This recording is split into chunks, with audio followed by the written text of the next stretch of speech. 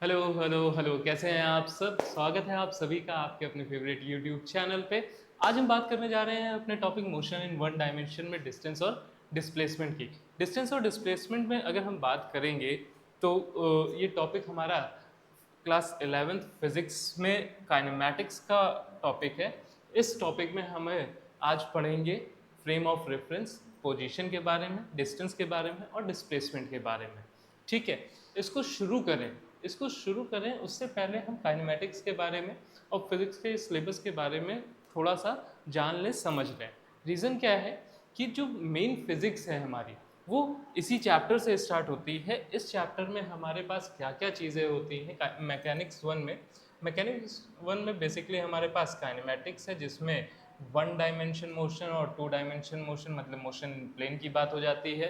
फिर डायनेमिक्स की बात करेंगे तो यहाँ पे न्यूटन्स लॉज ऑफ मोशन की बात हो जाती है। उसके बाद वर्क, एनर्जी एंड पावर आ जाएगा और फिर हमारे पास लास्ट चैप्टर इसका आएगा rotation.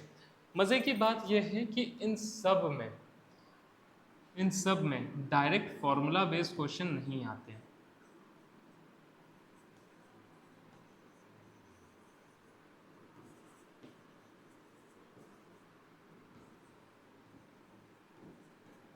Direct formula based questions कम आते हैं।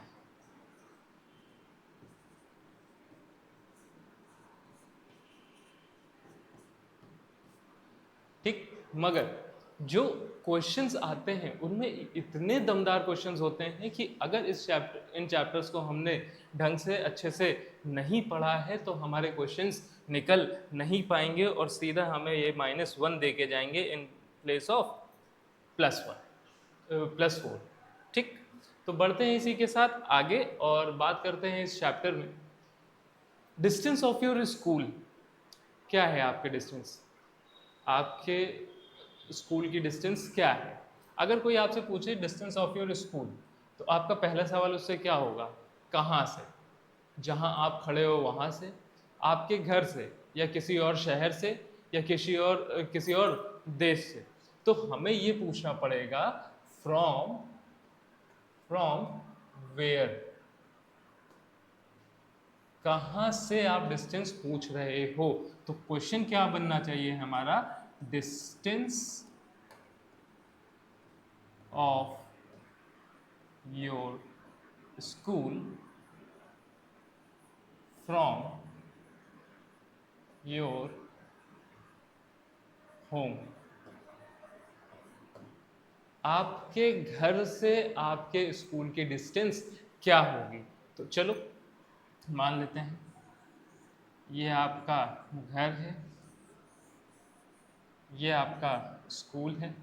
यहाँ से यहाँ पे आने में आपको जो डिस्टेंस ट्रैवल करनी पड़ती है, मान लेते हैं कुछ 5 किलोमीटर की डिस्टेंस ट्रैवल करते हो। तो ये क्या है, आपकी डिस्टेंस है आपके स्कूल की। कैसे बताया, आपने एक रेफरेंस लेके बताया, आपने एक ओरिजिन लेके बताया कि हाँ मेरे घर से ये मेरा स्कूल 5 किलोमीटर पड़ता है। बाई चांस आप वो पूछे आपके फ्रेंड का घर यहाँ पे है, जो कि आपके घर से 2 किलोमीटर दूर है, और स्कूल उसके घर से कितने दूर हो जाएगा, कितनी दूर हो जाएगा, 7 किलोमीटर दूर हो जाएगा। बताओ होगा कि नहीं होगा। तो फ्रेंड के घर से स्कूल कितनी दूर है, 7 किलोमीटर। आपके घर से स्कूल कितनी दूर है, 5 किलोमीटर्स। तो ये क्या बता रहा है कि हमें अगर कोई भी जगह कोई भी डिस्टेंस बतानी है या कुछ बताना है, तो उसके लिए हमें क्या ज़रूरत होती है, एक रेफरेंस की। इसी को बोलते हैं फ्रेम ऑफ रेफरेंस। इसी चीज़ को क्या बोलते हैं, फ्रेम ऑफ रेफरेंस बोला जाता है। बढ़ेंगे इसी के साथ हम आगे। तो frame of reference, a place from where we take observation, वो जगह जहां से हम ऑब्जर्वेशन लेते हैं। ठीक है, एज इन इसको क्या बोलेंगे, ओरिजिन।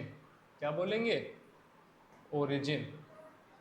आप अपने स्कूल की डिस्टेंस कहाँ से नाप रहे थे, आप अपने घर से नाप रहे थे, कितनी आई, 5 किलोमीटर। आपका फ्रेंड कहाँ से नाप रहा था, अपने घर से नाप रहा था, उसकी कितनी आई, 7 किलोमीटर। तो ये क्या हुआ, frame of reference, a place from where we take observation. अब सुनो, ऑब्जर्वर क्या होता है? A person who take observation is called observer. आप अपने घर पे हो और वहां से देख रहे हो कि आपका स्कूल 5 किलोमीटर है, तो आप उसके लिए क्या हो गए? ऑब्जर्वर हो गए। आप उसके लिए क्या हो गए? ऑब्जर्वर हो गए। एज इन ये आपकी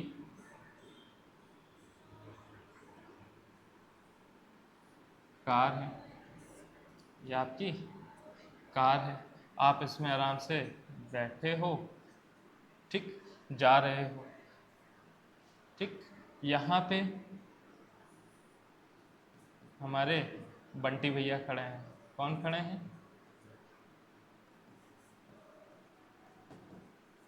बंटी भैया खड़े हैं, ठीक। अब बंटी भैया खड़े हैं, आप चल रहे हो, आप चल रहे हो, तो बंटी भैया के हिसाब से आप मोशन में हो, आपके हिसाब से बंटी भैया नेगेटिव साइड के मोशन में है, मगर बंटी भैया क्या थे? खड़े ही थे। बंटी भैया क्या थे? खड़े थे। तो आपने जब ऑब्जर्व किया, आपको ये मूव करते हुए दिखे, इन्होंने जब ऑब्जर्व किया, इन्हें आप मूव करते हुए दिखे, तो बेसिकली यहाँ पे हुआ क्या? बेसिकली यहाँ पे हुआ क्या? इनका जो फ्रेम ऑफ रेफरेंस था वो ये था, आपका जो फ्रेम ऑफ रेफरेंस था वो ये था। ये यहाँ पे अपने लिए ऑब्जर्वर हैं, ये यहाँ पे आप अपने लिए ऑब्जर्वर हो। तो यहाँ पे देखो, आपने जब इनको ऑब्जर्व किया, आपने जब इनको ऑब्जर्व किया, आप गाड़ी से ऐसे जा रहे थे, आप गाड़ी से ऐसे जा रहे थे, पीछे देखा आपने बंटी भैया किधर जा रहे हैं? पीछे चले जा रहे हैं। बंटी भैया किधर चले जा रहे हैं? पीछे की साइड चले जा रहे हैं। मगर बंटी भैया क्या क्या किए थे? बंटी भैया तो वहीं खड़े हैं। उन्हें क्या लगा? उन्हें लगा आप आगे जा रहे हो। उन्हें क्या लगा? आप आगे जा रहे हो, ठीक। इसी के साथ हम बात करेंगे यहाँ पे क्या है, यहाँ पे क्या होगा, अगली जगह जाएंगे, अगला क्वेश्चन पूछेंगे। तो हम यहाँ पे पूछेंगे when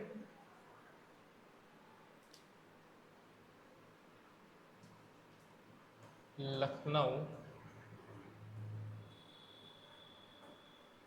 will come.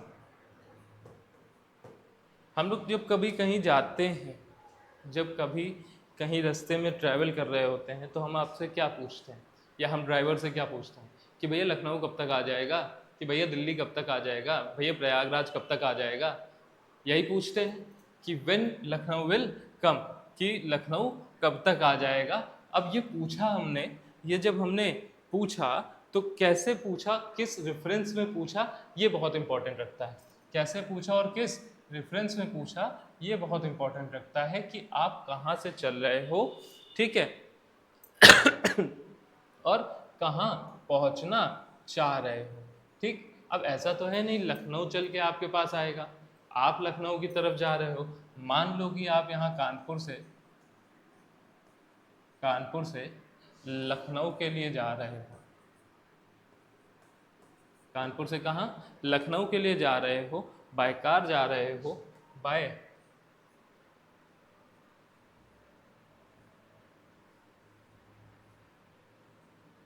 By car जा रहे हो। तो अब जब जा रहे हो, तो ये जो ऑब्जर्वर होगा, हमेशा याद रखना, जो ऑब्जर्वर होता है, जो ऑब्जर्वर होता है, always remain at, always assumes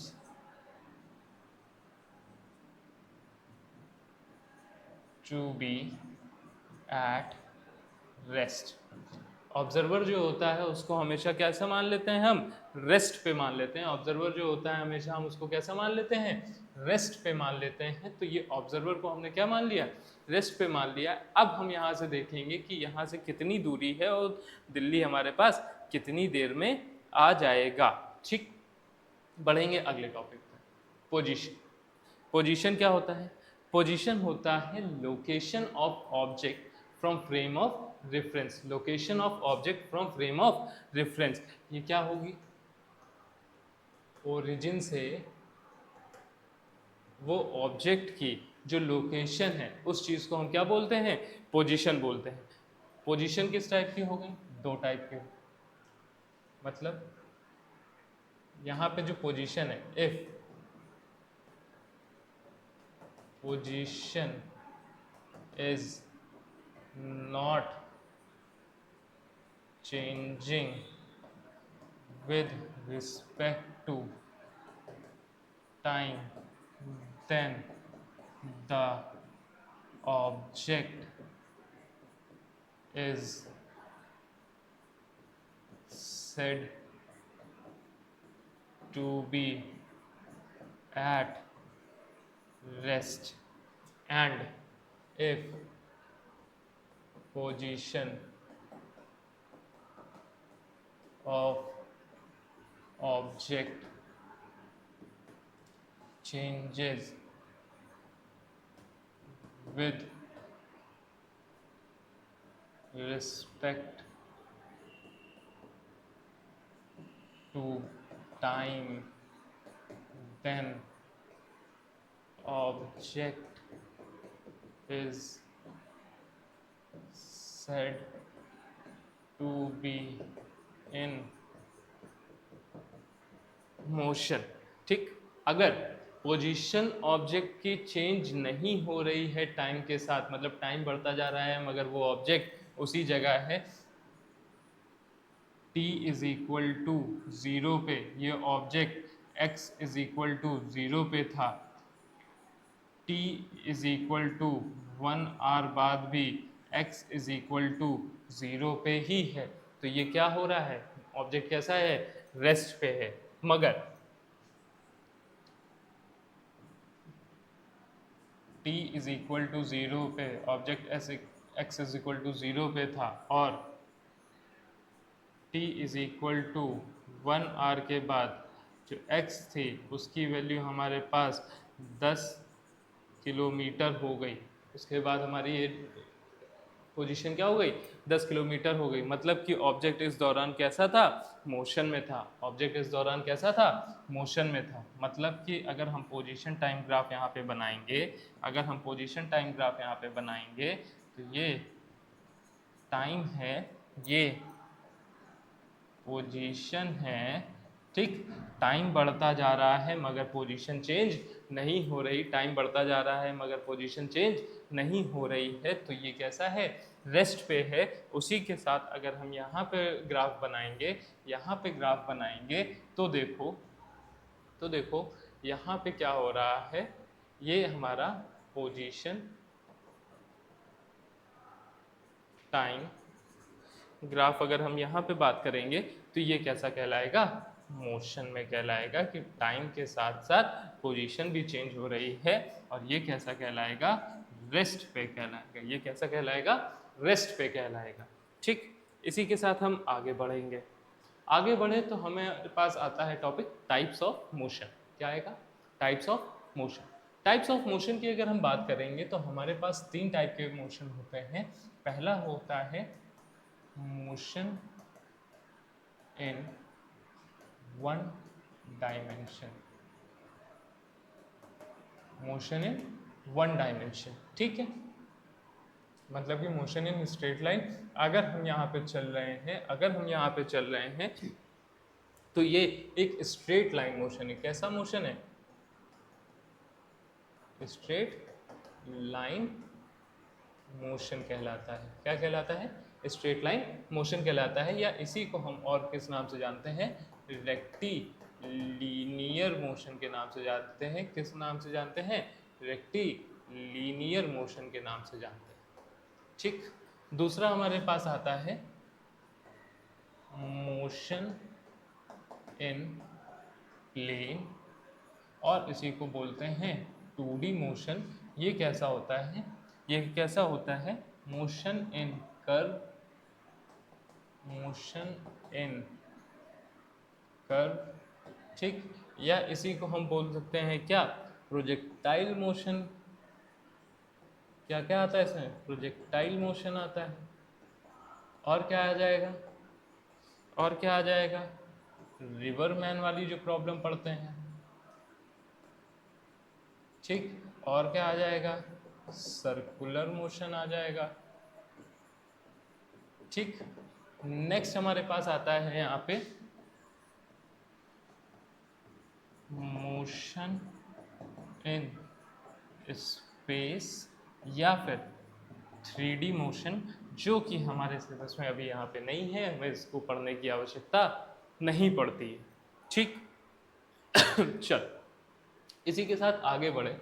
अब देखो, is Bunty is Bunty in the bus eight rest और मोशन। क्या पूछ रहा है कि बंटी यहाँ पे बस में बैठा हुआ है, ये बंटी यहाँ पे बस में बैठा हुआ है, बंटी रेस्ट में है या मोशन में? बंटी रेस्ट में है या मोशन में है? ये बस यहाँ पे चल रही है, ये बंटी रेस्ट में है या मोशन में है, हमें ये बताना है। ठीक, बंटी के साथ उसकी दीदी बैठी हैं, ठीक, एक छोटा भाई बैठा है शंटी, ठीक, ये तुम खड़े हो, ठीक। अब सुनना ध्यान से, तुम्हारे हिसाब से, तुम्हारे फ्रेम ऑफ रेफरेंस के अकॉर्डिंग, तुम जहां से ऑब्जर्व कर रहे हो उसके अकॉर्डिंग, ये बंटी साहब, Bunty is in motion according to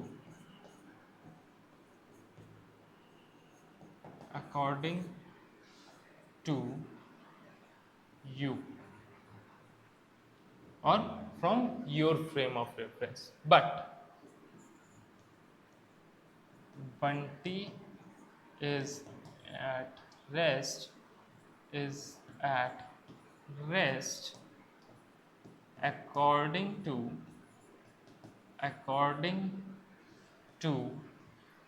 his brother Shunty. Shunty के हिसाब से वो रेस्ट पे है, क्योंकि शंटी का भी फ्रेम ऑफ रेफरेंस वही है जो बंटी का है।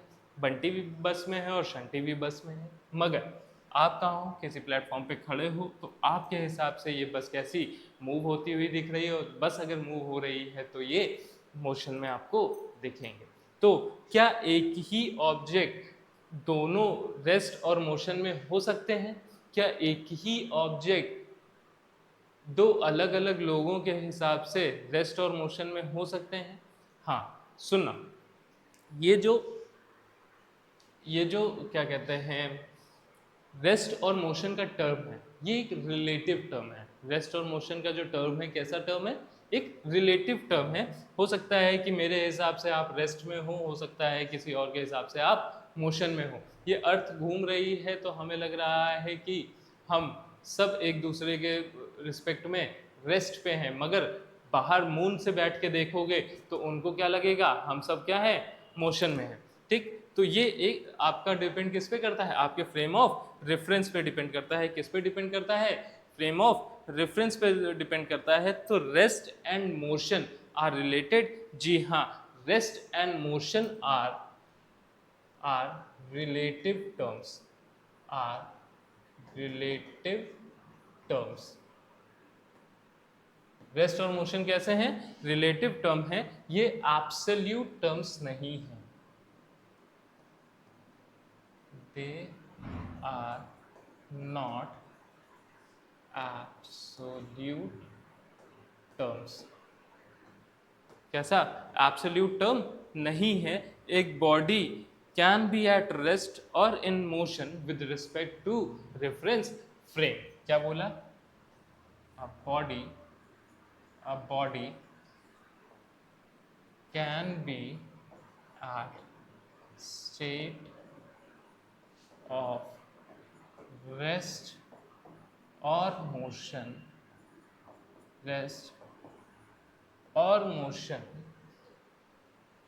with respect to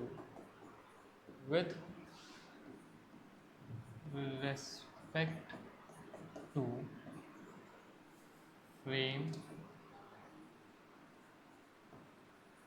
of reference।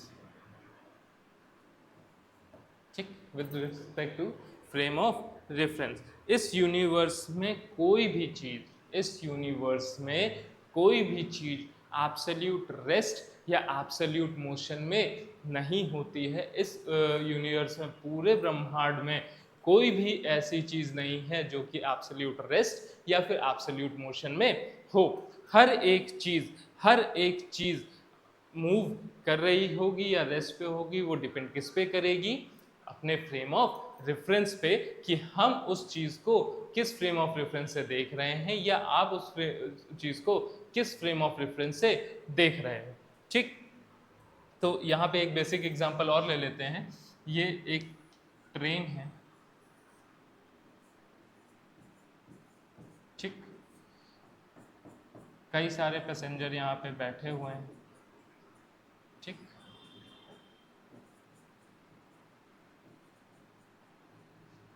आप यहाँ प्लेटफॉर्म पे खड़े हो, आप यहाँ प्लेटफॉर्म पे खड़े हो, ठीक, सुनना मेरी बात। क्या होगा? ट्रेन मूव कर रही है, ट्रेन मूव कर रही है, आपको क्या लगेगा? ये सब मोशन में। मगर अंदर ट्रेन में बैठे लोगों को क्या लगेगा? अंदर ट्रेन में बैठे लोगों को क्या लगेगा? वो सब रेस्ट पे हैं। अंदर ट्रेन में बैठे हुए लोगों को क्या लगेगा? सब तो रेस्ट पे हैं, सब तो बैठे ही हुए हैं। मगर आपको क्या दिख रहा है? ये सब मोशन में। मगर ये जब आपको देखेंगे, ये जब आपको देखेंगे तो इन्हें लगेगा कि आप मोशन कर रहे हो अपोजिट डायरेक्शन में, आप मोशन कर रहे हो अपोजिट डायरेक्शन में। ये मोशन कर रहे हैं, ये मोशन कर रहे हैं आपके अकॉर्डिंग और आप मोशन कर रहे हो इनके अकॉर्डिंग। तो कहाँ पे बात आई? फ्रेम ऑफ रेफरेंस पे बात आई। कहाँ पे बात आई? फ्रेम ऑफ रेफरेंस पे बात आई। ठीक, बात समझ में आई? Frame of reference, position, rest और मोशन की। ठीक, तो इसी के साथ हम बढ़ेंगे अगला अपना टॉपिक, जो कि है डिस्टेंस और डिस्प्लेसमेंट। क्या? डिस्टेंस और डिस्प्लेसमेंट। चलो बात करते हैं डिस्टेंस और डिस्प्लेसमेंट क्या होता है।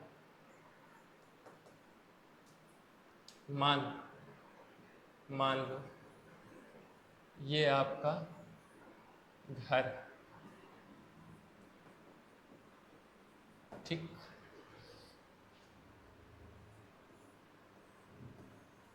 ये आपका स्कूल है, ठीक, यहाँ से ये एक रास्ता है, एक ये रास्ता है, एक ये रास्ता, ठीक, ये पाथ ए है, ये पाथ बी है और ये पाथ सी। ठीक, ये तीन पाथ से आप अपने स्कूल तक पहुंच सकते हो, ये तीन पाथ से आप अपने स्कूल तक पहुंच सकते हो। ठीक, तो डिस्टेंस क्या होती है? Distance is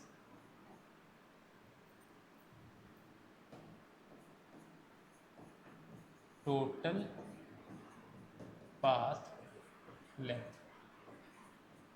distance is equal to total path length, कि टोटल ने कितना पाथ कवर किया उसकी जो लेंथ कहलाएगी उसको हम बोलते हैं क्या? डिस्टेंस। ठीक, और डिस्प्लेसमेंट यहाँ पे क्या है? डिस्प्लेसमेंट क्या है? Distance between initial and final position या शॉर्टेस्ट पाथ, या फिर इसी को क्या बोलेंगे? Shortest path. क्या बोल देंगे? Shortest path. तो distance is how far, distance is how far, and displacement is difference between distance is how far and displacement is how far and where मतलब कि डायरेक्शन, एंड हाउ फार मतलब कि क्या? Direction. ठीक, तो चलो displacement क्या होगा?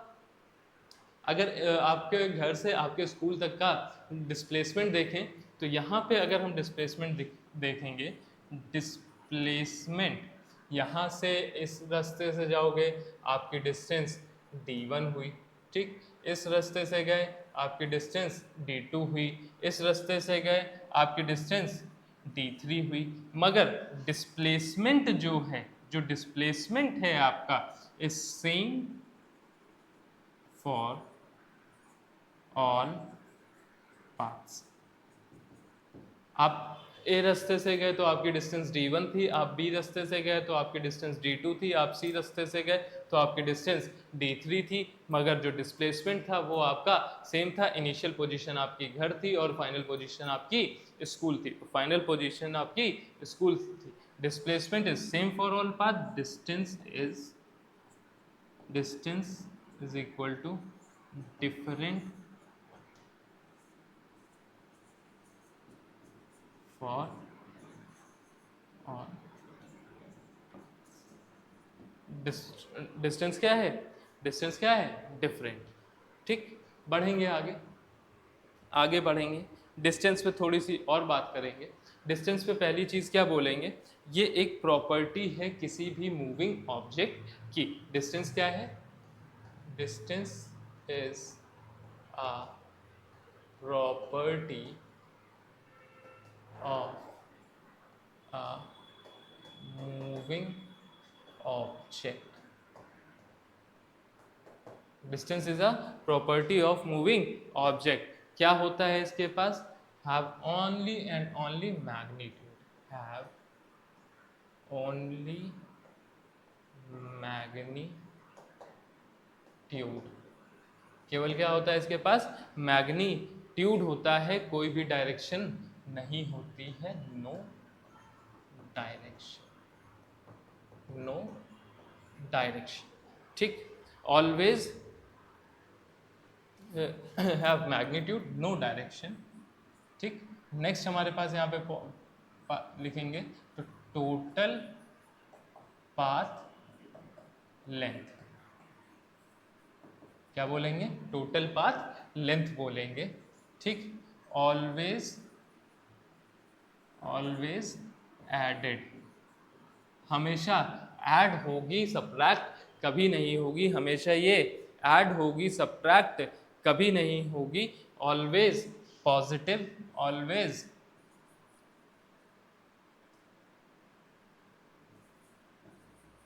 ऑलवेज पॉजिटिव, ऑलवेज क्या, पॉजिटिव, कांट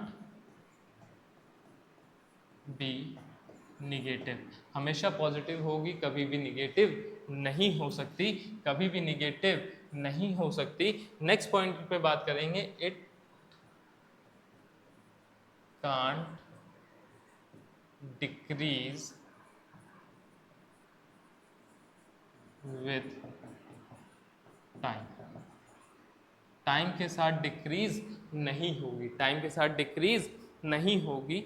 ए से अगर बी जाना है, ए से अगर बी जाना है तो ये हमारा डिस्प्लेसमेंट कहलाएगा, और यहाँ से अगर हम कुछ इस तरीके से घूम के बी के पास जा रहे हैं तो ये हमारा डिस्टेंस कहलाएगा, ये हमारा डिस्टेंस है, और ये हमारा डिस्प्लेसमेंट, ये हमारा क्या है, डिस्प्लेसमेंट है। क्या कोई भी बात समझ में आई? एक पॉइंट इसमें और, it is a scalar quantity. कैसी है, स्केलर क्वांटिटी है। क्या है, स्केलर क्वांटिटी है। Displacement is shift in position. Displacement क्या है, शिफ्ट इन पोजीशन है। डज नॉट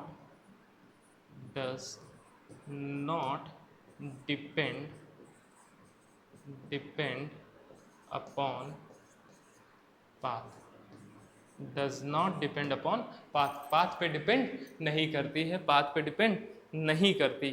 ठीक है, बढ़ेंगे इसी के साथ अगले टॉपिक। तो ये तो थी बातें डिस्टेंस। अब हम डिस्टेंस और डिस्प्लेसमेंट दोनों के बारे में यहाँ लिखना चाह रहे हैं कि आपको दोनों को, यहाँ पे डिस्टेंस और यहाँ पे डिस्प्लेसमेंट। ठीक, तो चलो पहला point, actual path length. Distance क्या होती है? एक्चुअल पाथ लेंथ या फिर एक्चुअल पाथ ट्रैवल्ड या फिर actual path travelled. Second, total path length. क्या बोलेंगे? Total path length. ठीक। नेक्स्ट, हाउ फार मूव, कितनी दूर मूव किया। How far move. ठीक। चौथा क्या बोलेंगे यहाँ पे? ये कैसी है? Scalar quantity. डिस्टेंस कैसी है? Scalar quantity. डिस्टेंस कैसी है? स्केलर क्वांटिटी है। अगला पॉइंट यहाँ पे हम क्या बोलेंगे कि इसके पास कोई डायरेक्शन नहीं है। फिफ्थ, नो डायरेक्शन, कोई भी डायरेक्शन इसके पास नहीं है। अगला क्या बोलेंगे? Always positive. क्या बोलेंगे? Always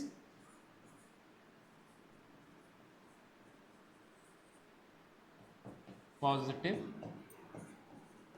can't be negative. Negative नहीं हो सकता है। नेक्स्ट हम यहाँ पे क्या बोलेंगे कि ये टाइम के साथ डिक्रीज नहीं हो सकती। टाइम के साथ डिक्रीज नहीं हो सकती, कांट डिक्रीज विथ टाइम। क्या क्या मतलब है इस स्टेटमेंट का? थोड़ी देर में अभी एक्सप्लेन भी करेंगे आपको। ठीक है। कांट डिक्रीज विथ टाइम, हमेशा ये क्या होगी? ऐड होगी। It always added. हमेशा क्या था, क्या होगा? हमेशा ऐड होगी। नेक्स्ट करेंगे, डिपेंड करेगा on the path between two points. Depends on the path, depends on the path between two points. दो पॉइंट्स के बीच में जो पाथ होगा उस पर डिपेंड करेगा।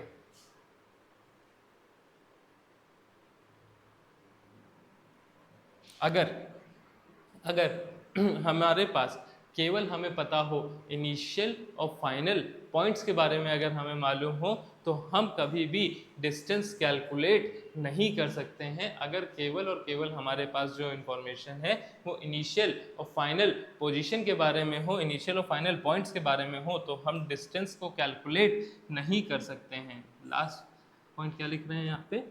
If we know only about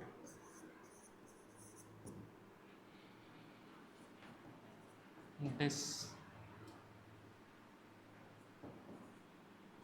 initial and final position,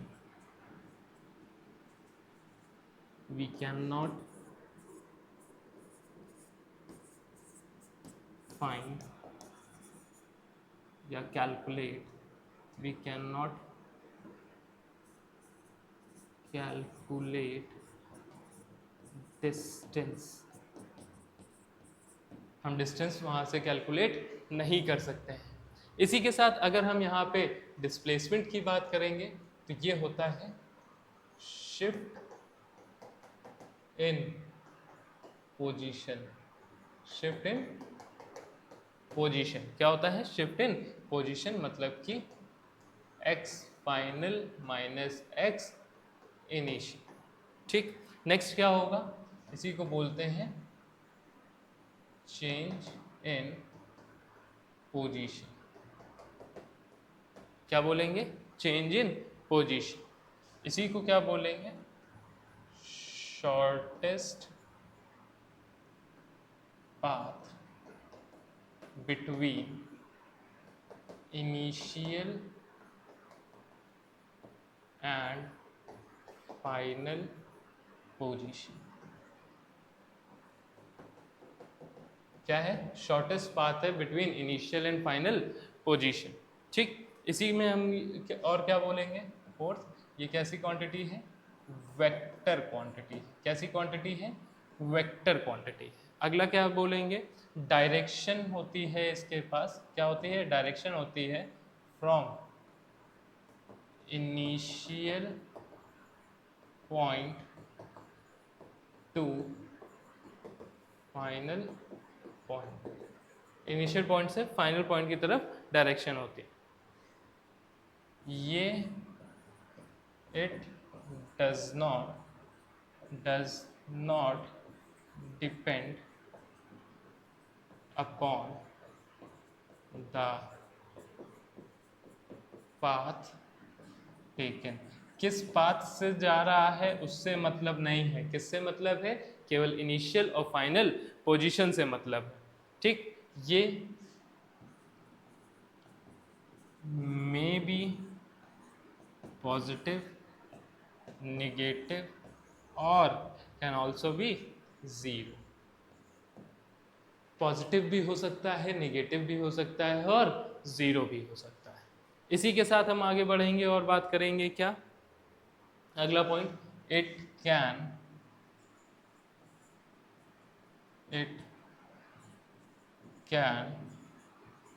decrease with time. Time के साथ डिक्रीज कर सकता है। ठीक, it can decrease with time if we no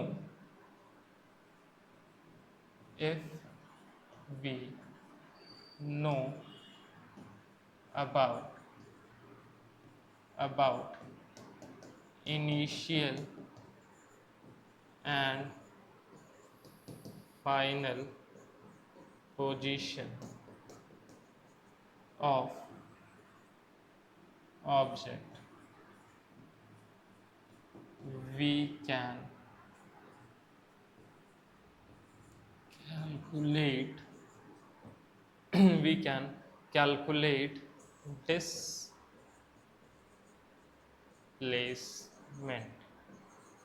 क्या कैलकुलेट कर सकते हैं हम? डिस्प्लेसमेंट कैलकुलेट कर सकते हैं। क्या बात समझ में आई? डिस्टेंस क्या है? एक्चुअल पाथ ट्रेवल्ड है। टोटल पाथ लेंथ के बोलते हैं। कितनी दूर बॉडी मूव करी है उसको बोलेंगे। कैसी क्वांटिटी है? स्केलर क्वांटिटी है। डायरेक्शन इसके पास नहीं होती है। हमेशा ये पॉजिटिव होगा, निगेटिव नहीं हो सकता है। Can't decrease with time, time के साथ डिक्रीज नहीं करेगा। हमेशा ऐड होगा। Depend on the path taken between two points. दो पॉइंट्स के बीच में किस पाथ से गए हैं उस पर डिपेंड करेगा। If we know only about initial and final position we can't calculate about distance. Displacement में पढ़ेंगे तो शिफ्ट इन पोजीशन होती है, final minus initial.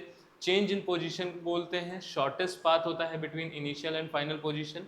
Vector quantity है, direction from initial point to final point होता है। It does not depend upon the path taken, कौन से पाथ से गया है उस पर डिपेंड नहीं करेगा। मे बी पॉजिटिव, निगेटिव और जीरो। It can decrease with time, time के साथ डिक्रीज करेगा।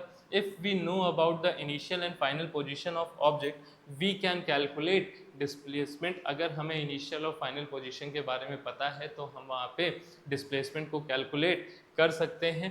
बढ़ेंगे इसी के साथ अगर हम अगले पे, तो यहाँ पे देखो एक सवाल आपको दिया हुआ है कि ये एक ऑब्जेक्ट पहले 4 मीटर चलता है फिर 3 मीटर चलता है, तो इसमें डिस्टेंस और डिस्प्लेसमेंट कितना होगा? यहाँ पे डिस्टेंस देखेंगे तो क्या होगा? टोटल पाथ लेंथ 4 और 3 7 मीटर हो जाएगा। डिस्प्लेसमेंट देखेंगे, इनिशियल पोजीशन ये है, फाइनल पोजीशन ये है, कितना मूव किया है? 7 मीटर मूव किया है। दूसरे में आओ, 4 मीटर गया, उसके बाद ये वापस इधर आ गया, 4 मीटर गया फिर वापस इधर आ गया, तो ये 3 मीटर इधर आ गया। तो ये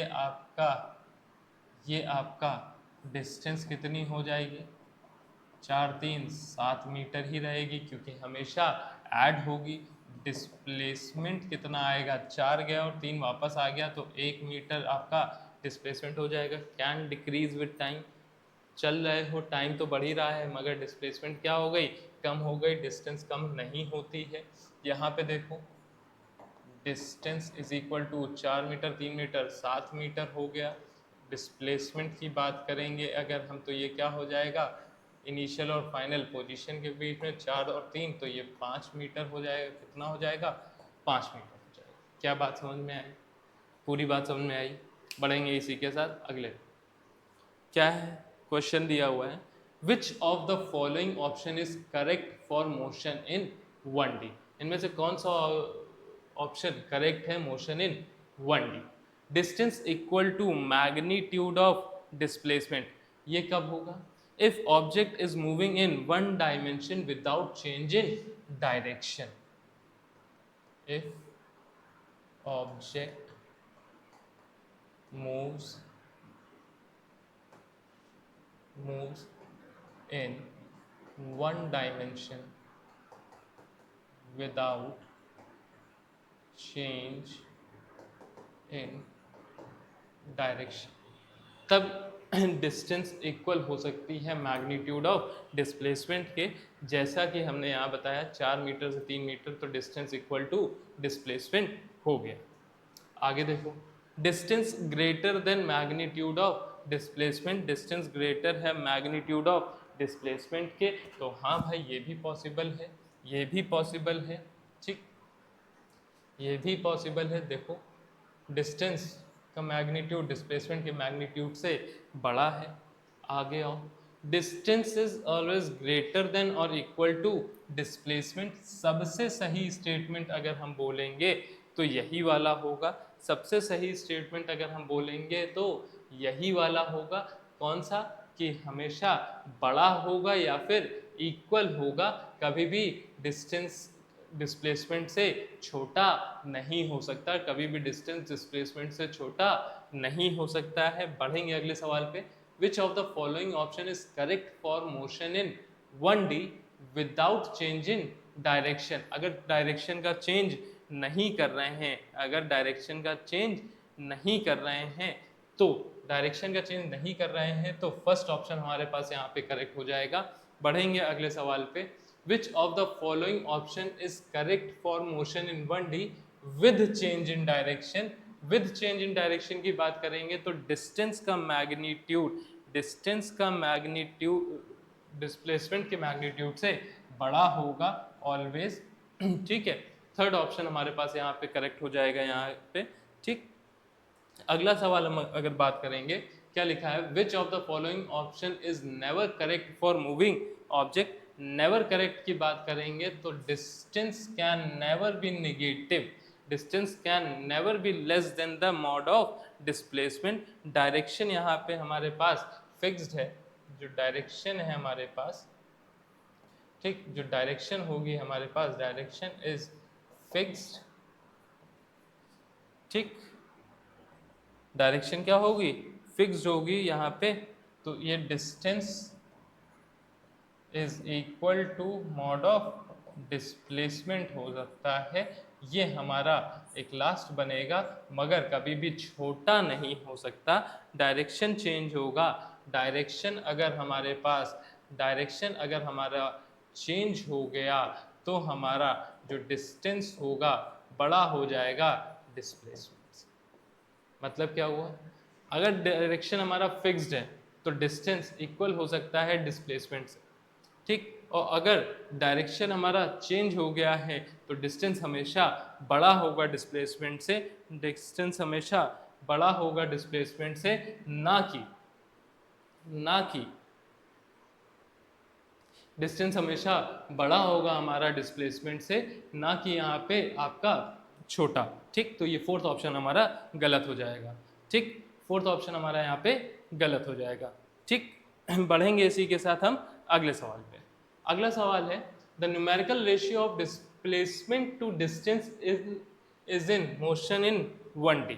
डिस्प्लेसमेंट टू डिस्टेंस का रेशियो पूछा जाएगा तो हमेशा लेस देन 1 होगा, हमेशा लेस देन 1 होगा। और डिस्टेंस टू डिस्प्लेसमेंट पूछा जाएगा, डिस्टेंस टू डिस्प्लेसमेंट पूछा जाएगा तो ग्रेटर देन इक्वल टू 1 होगा, ग्रेटर देन इक्वल टू 1 होगा। तो ये मे बी और less, may be less than 1 और equal to 1, may be less than 1 और इक्वल टू 1। ठीक है, बढ़ेंगे इसी के साथ अगले सवाल पे। सवाल नहीं है, यहाँ पे ये पॉइंट लिखा हुआ है, the magnitude of displacement may और may not be equal to the path length travelled by an object. जो मैग्नीट्यूड होगा डिस्प्लेसमेंट का वो इक्वल हो भी सकता है और नहीं भी इक्वल हो सकता है to the path length travelled by an object. The magnitude of the displacement for a complete motion may be zero but the corresponding path length is not zero। Magnitude of displacement zero हो सकता है मगर distance zero नहीं होगी। मान लो ये हमारा initial point था, यहाँ से हमने चलना शुरू किया और वापस घूम के हम यहीं पे वापस इसी पॉइंट पे आ गए, तो ये डिस्टेंस तो हमारा 5 मीटर हम आगे गए तो 5 मीटर हम वापस आ गए, तो डिस्टेंस तो हमारा क्या हो गया, 10 मीटर हो गया। डिस्टेंस तो हमारा 10 मीटर हो गया, मगर जो डिस्प्लेसमेंट था वो हमारा क्या हो जाएगा, ज़ीरो हो जाएगा। क्यों, इनिशियल और फाइनल पोजीशन सेम हो गई, final minus initial is equal to zero आ जाएगा। बढ़ेंगे अगले पॉइंट पे। तो अगला पॉइंट हमारे पास यहाँ पे क्या होगा कि अगर डिस्प्लेसमेंट ज़ीरो, अगर अगर डिस्प्लेसमेंट क्या है, अगर डिस्प्लेसमेंट क्या है, ज़ीरो, ठीक, तो क्या कंडीशन बनेगी, तो क्या कंडीशन बनेगी अगर डिस्प्लेसमेंट ज़ीरो है तो दो कंडीशन बनती हैं, ऑब्जेक्ट इज एट रेस्ट, या तो ऑब्जेक्ट रेस्ट पे होगा, ठीक है। अगर ऑब्जेक्ट रेस्ट पे है तो यहाँ पे क्या हो जाएगा, distance is also zero, distance is also zero. मगर मूविंग ऑब्जेक्ट है, but initial and final position same, initial और फाइनल पोजीशन क्या है, सेम हो जाएगी, तो डिस्टेंस इस केस में डिस्टेंस जो होगी, इस केस में जो डिस्टेंस होगी इज नॉट ज़ीरो, इस केस में जो डिस्टेंस होगी इज नॉट ज़ीरो। मगर अब ये बात करी है, डिस्प्लेसमेंट ज़ीरो की बात करी है, तो हम यहाँ पे डिस्टेंस ज़ीरो की भी बात कर लेते हैं। इफ डिस्टेंस इज ज़ीरो, अगर डिस्टेंस ज़ीरो है, object must be at rest, object must be at rest, object क्या होगा, रेस्ट पे ही होगा, और डिस्प्लेसमेंट क्या हो जाएगा, displacement must be zero, displacement क्या होगा, मस्ट बी ज़ीरो। ठीक, बढ़ेंगे इसी के साथ हम अगले सवाल। क्या लिखा है, correct statement among the following is, when displacement is zero distance travelled may not be zero. Displacement अगर ज़ीरो है तो distance travel may not be zero, एकदम सही बात। When displacement is zero distance travelled is also zero, नहीं, displacement zero है, ज़रूरी थोड़ा ना है डिस्टेंस भी zero. When distance is zero displacement is not zero, ये पॉसिबल ही नहीं है, डिस्टेंस अगर ज़ीरो है तो displacement must be zero. Distance travelled and displacement is always equal, ना भैया ऑलवेज इक्वल तो नहीं होता है, ऑलवेज इक्वल तो नहीं होता है। तो यहाँ पे देखो, when displacement is zero distance travelled may not be zero, तो ये हमारा स्टेटमेंट सही है। ठीक, बढ़ेंगे अगले सवाल। If displacement of an object is zero then, अगर डिस्प्लेसमेंट ऑब्जेक्ट का ज़ीरो है तो डिस्टेंस में be zero, distance must be zero, क्या होगा, डिस्टेंस मस्ट बी ज़ीरो। अगर सॉरी, डिस्प्लेसमेंट ऑब्जेक्ट का ज़ीरो है तो मे भी ज़ीरो हो सकती है, क्योंकि ऑब्जेक्ट रेस्ट पे ही रहा होगा। ठीक, distance must be zero, distance must be zero की अगर हम बात करेंगे तो ये ऑप्शन गलत, ये ऑप्शन गलत। बढ़ेंगे अगली, ये हमारे पास अगला एक क्वेश्चन आ गया है, ये हमारे पास अगला एक क्वेश्चन आ गया है। यहाँ पे हमें क्या डिस्टेंस और डिस्प्लेसमेंट बताना है। डिस्टेंस कैलकुलेट करेंगे अगर हम यहाँ, तो डिस्टेंस इज इक्वल टू कितना हो जाएगा, 5 4 9 9 2 11 मीटर। कितना हो गया, 11 मीटर। 5 4 9 2 11। ठीक, अब अगर हमें यहाँ पे क्या निकालना है, डिस्प्लेसमेंट निकालना है, तो डिस्प्लेसमेंट निकालने के लिए ये देखो, इनिशियल पोजीशन हमारी ये थी, फाइनल पोजीशन हमारी ये है, इनके बीच में ये हमारा डिस्प्लेसमेंट होगा। ये हमारा कितना बचेगा, 3 मीटर, क्योंकि ये यहाँ से 5 गया है तो वापस 2 इधर आ गया है, तो ये 3 हो गया, और ये हमारा 4 है ही है, तो ये हमारा 5 मीटर हो जाएगा। Displacement is equal to 5 metre. ठीक, बढ़ेंगे इसी के साथ अगले सवाल। ठीक, अगला सवाल दिया है, if initial position of object 2, 6, 9 and final position is 8, -2 19, then find the displacement and distance. तो बताना है डिस्प्लेसमेंट और डिस्टेंस बतानी है हमें यहाँ पे, तो चलो बताते हैं। डिस्प्लेसमेंट 8 में से 2 गया, बचा 6 स्क्वायर, 2 में से 6 गया, -2 -6 इज -8 का स्क्वायर। ठीक, 19 में से 9 गया, 10 का स्क्वायर। ठीक, तो चलो कितना, 6 का स्क्वायर 36 हो गया, प्लस -8 का 64 हो गया, प्लस यहाँ पे 100 हो गया, 3600 200 200 रूट 200 और 10√2 कितना आ जाएगा, 10√2 आ जाएगा आपका क्या, डिस्प्लेसमेंट। और इनिशियल और फाइनल पोजीशन केवल हमें पता थी, तो हम यहाँ पे डिस्टेंस को कैलकुलेट नहीं कर सकते हैं। बढ़ेंगे आगे, distance and displacement on circular path, distance and displacement on circular path. आओ भाई देखो,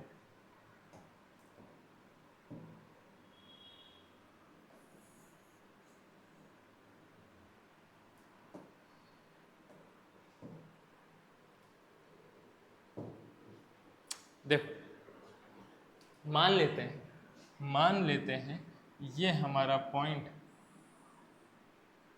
ए है, ये हमारा पॉइंट बी है, बॉडी कुछ यूँ मूव करी है, बॉडी कुछ यूँ एंगल थीटा मूव करी है। अब ये जो लेंथ है, ये जो लेंथ है, ये हमारी डिस्टेंस कहलाएगी, ये हमारी डिस्टेंस कहलाएगी। और ये इनिशियल और फाइनल पोजीशन के बीच वाली जो है, ये हमारा डिस्प्लेसमेंट कहलाएगी, ये हमारा डिस्प्लेसमेंट कहलाएगी। ठीक है, तो अब ये डिस्प्लेसमेंट निकालना होगा, तो कैसे निकालेंगे, तो देखो ये हमारा क्या है, आर के बराबर, ये भी हमारा आर के बराबर। यहाँ से ये परपेंडिकुलर ड्रॉ करेंगे तो ये हमारा हो जाएगा θ/2। क्या हो जाएगा, θ/2 एंगल हो जाएगा। तो डिस्टेंस की अगर हम बात करेंगे, डिस्टेंस अगर हम बात करेंगे तो कितना हो जाएगा, r इंटू थीटा के बराबर। डिस्प्लेसमेंट की अगर हम यहाँ पे बात करेंगे तो वो क्या हो जाएगा, x final minus x initial, मतलब कि 2r साइन θ/2 के बराबर, 2r साइन θ/2 के बराबर, क्योंकि साइन θ/2 जो है इक्वल होगा x/r के, इक्वल होगा किसके, x/r के, और x इज इक्वल टू होता है r साइन θ/2। ठीक, ये डिस्टेंस आएगी r थीटा और डिस्प्लेसमेंट आएगा 2r साइन θ/2। डिस्प्लेसमेंट क्या आएगा, 2r साइन θ/2। ठीक, तो ये थे हमारे आज के कुछ सवाल डिस्टेंस और डिस्प्लेसमेंट पे। ये था पूरा टॉपिक हमारा डिस्टेंस डिस्प्लेसमेंट का, जिसमें हमने पढ़ा फ्रेम ऑफ रेफरेंस के बारे में, जिसमें हमने पढ़ा पोजीशन के बारे में, जिसमें हमने पढ़ा रेस्ट और मोशन के बारे में, फिर पढ़ा डिस्टेंस के बारे में, पढ़ा डिस्प्लेसमेंट के बारे में। ये सारी चीज़ें करी, कुछ थोड़े थोड़े क्वेश्चंस किए। मिलेंगे इसी के साथ अगले वीडियो में, जिसमें हमारा टॉपिक रहेगा स्पीड और वेलोसिटी के बारे में। हर एक छोटी बात हम उस पर डिस्कस करेंगे, स्पीड और वेलोसिटी की। तो तब तक इस वीडियो को देखिए, लाइक करिए, सब्सक्राइब करिए चैनल को। मिलते हैं नेक्स्ट वीडियो में। जय हिंद।